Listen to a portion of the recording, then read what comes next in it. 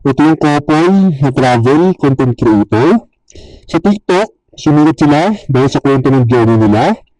Sa YouTube naman, sumikat sila dahil kay Jai kasi puro naka-two-piece yung thumbnail nila at maganda si Jai. Napakarami kasing manyakis dito sa social media.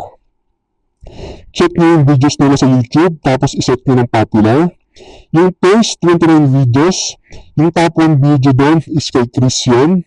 At yung the rest na 28 videos, highlight sa thumbnail si Jai. Yan yung perfect example na mas magaling pa rin ang mga lalaki pero hindi tatangkilikin kasi mas gusto ng mga Pinoy yung mga nai-entertain sila.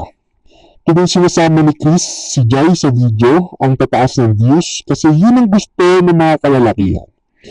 Matalino si Chris, magaling siya magkwento pero hindi yun ang gusto ng mga Pinoy.